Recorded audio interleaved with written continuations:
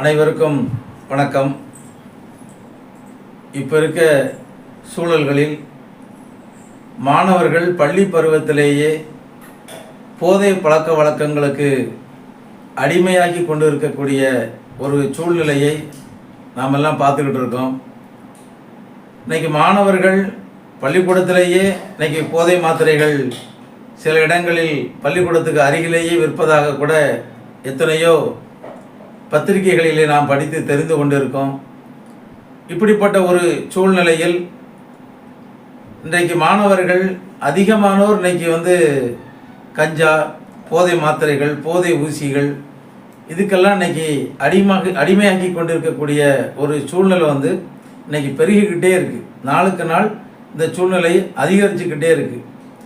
அதே மாதிரி பாலியல் தொல்லைகள் இன்றைக்கி பள்ளிக்கூடத்தை படிக்கின்ற சின்ன சின்ன மாணவிகள் இவர்களுக்கான பாலியல் தொந்தரவுகளும் இன்றைக்கி அதிகமாகிக்கிட்டே இருக்குது. நாள்தோறும் நாம் பத்திரிகைகளின் வாயிலாகவும் ஊடகங்களின் வாயிலாகவும் இதை நிறைய தெரிஞ்சுக்கிட்டே இருக்கோம்.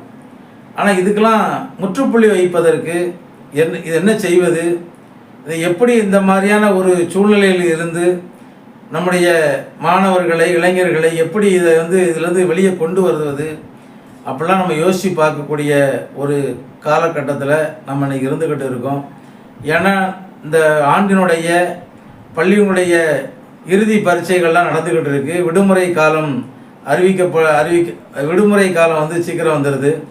இந்த விடுமுறை காலங்களில் இந்த மாணவர்களுக்கு நம்ம எப்படிப்பட்ட ஒரு நல்லொழுக்க பயிற்சியை நம்ம கொடுக்கலாம், எப்படிப்பட்ட நல்லொழுக்க பயிற்சியை கொடுத்தால் இந்த மாணவர்கள் இந்த மாதிரி பழக்க வழக்கங்களிலிருந்து விடுபட்டு வெளியே வருவாங்க அப்படிங்கலாம் பற்றி தமிழ்நாடு நாடார் உறவின் முறைகள் கூட்டமைப்பின் சார்பாக நாங்கள் பல்வேறு முயற்சிகளை நாங்கள் இப்போ எடுத்துக்கிட்டு இருக்கோம். இது ஏன் நான் அதை இன்றைக்கி சொல்கிறேன் அப்படின்னா, இந்த மாதிரியான முயற்சிகளை நம்முடைய சமுதாய மக்கள் வாழ்ந்துக்கிட்டு இருக்கக்கூடிய கிராமங்களில் நாங்கள் அந்த ஊர்களில் இருக்கக்கூடிய மாணவர்கள், இளைஞர்கள், இளம்பெண்கள் இந்த மாதிரி எல்லாத்தையும் ஒன்றா உட்கார வச்சு அவங்களுக்கு நீங்கள் பள்ளிக்கூடங்களில் எப்படி நடந்துக்கிடணும், வெளியில் எப்படி நடக்கணும், எப்படி பேசணும், எப்படி பழகணும், எப்படி நீங்கள் இருந்தால் வரும் தலைமுறைகள் நீங்கள் மிகச்சிறப்பாக வாழ முடியும் அப்படிங்கிறதெல்லாம் பற்றி நாங்கள் ஒரு கவுன்சிலிங் கொடுப்பதற்கான முயற்சிகளை பல்வேறு பெரிய மனிதர்களோடு தொடர்பு கொண்டு அவருடைய முயற்சியினால் இதை ஏற்பாடு செய்துக்கிட்டு இருக்கோம். இந்த மாதிரி விஷயங்களை, கவுன்சிலிங் கொடுக்கக்கூடிய விஷயங்களை உங்கள் ஊரில் நீங்கள் செய்ய விரும்பினா உங்கள் ஊர் சார்பாக நீங்கள் அந்த மாணவர்களை ஒரு இடத்தில் அமர வைத்து எங்களை அழைத்தால் போதும். நாங்கள் அவங்கள்ட்ட பேசி அவங்கள ஒரு நல்லொழுக்க பயிற்சி கொடுப்பதற்கு நாங்கள் தயாராக இருக்கோம். எதுக்காக இந்த நல்லொழுக்க பயிற்சியை நாங்கள் கொடுக்க முன் வரோம் அப்படின்னா, இன்றைக்கி எல்லா பள்ளிக்கூடங்களையுமே நீங்கள் பார்த்தீங்கன்னா நம்ம பள்ளிக்கூடம் 100% தேர்ச்சி பெறணும்.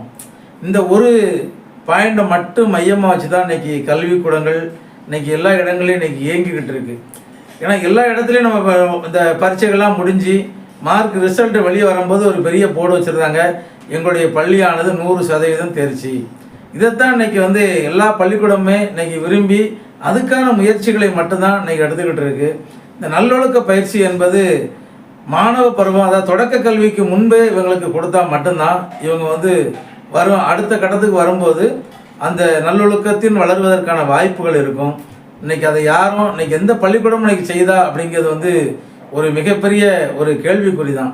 ஏன்னா ஒரு சில பள்ளிக்கூடங்கள் வேணால் இன்றைக்கி அதை செய்யலாம், எல்லா பள்ளிக்கூடங்களும் இதை செய்தா அப்படின்னா இன்றைக்கி இல்லை. காரணம் இன்றைக்கி அவங்க இன்றைக்கி 100% தேர்ச்சியை மட்டுமே மையமாக வைத்து இன்றைக்கி கல்வி கற்றுக் கொடுத்து கொண்டு இருக்கிறாங்க. இப்படிப்பட்ட ஒரு சூழ்நிலையில் இருக்கக்கூடிய காரணத்தினால தான் இன்றைக்கி மாணவர்களுக்கு நல்லொழுக்கம் என்பது ஒரு கேள்விக்குறியாகவே இருந்துக்கிட்டு இருக்குது. அதனால் இப்போ இருக்கக்கூடிய இந்த மாணவர்கள் மத்தியில், இளைஞர்கள் மத்தியில், இளம்பெண்கள் மத்தியில் இந்த மாதிரி போதை பழக்க வழக்கங்கள் அடிமையாகாமல் இருப்பதற்கு, பாலியல் துன்புறுத்துதல்கள் இந்த மாதிரி நடைபெறாமல் இருப்பதற்கு இதுக்கெல்லாம் நம்ம என்ன பண்ணணும், என்ன செய்யணும், எப்படி இருக்கணும் அப்படிங்கிறத பற்றியான ஒரு விழிப்புணர்வை தமிழ்நாடு நாடார் உறவின் முறைகள் கூட்டமைப்பின் சார்பில் இந்த பள்ளியினுடைய விடுமுறை காலங்களில் ஒவ்வொரு ஊர்லையும் நடத்துவதற்கு நாங்கள் திட்டமிட்டிருக்கோம். நீங்கள் தாமாகவே அந்தந்த ஊரில் இந்த வீடியோவை பார்க்கக்கூடியவங்க, இந்த பேச்சை கேட்கக்கூடியவங்க தாமாகவே நீங்கள் முன்வந்து உங்கள் ஊரில் இந்த மாதிரி எங்களுக்கு நடத்துங்க அப்படின்னு சொன்னீங்கன்னா நிச்சயமாக நாங்கள் அதற்கான ஆசிரியர்களை கொண்டு, அதற்கான பெரியவர்களை கொண்டு உங்கள் ஊரில் நாங்கள் நடத்துவதற்கு நாங்கள் தயாராக இருக்கோம். இந்த நல்ல ஒரு வாய்ப்பை நம்முடைய சமுதாய மக்கள் வாழுகின்ற கிராமங்களில் நீங்கள் பயன்படுத்தி கொள்ள வேண்டும் என்று உங்கள் அனைவரையும் தமிழ்நாடு நாடார் உறவு முறைகள் கூட்டமைப்பின் சார்பில் கேட்டுக்கொள்கிறேன். நன்றி, வணக்கம்.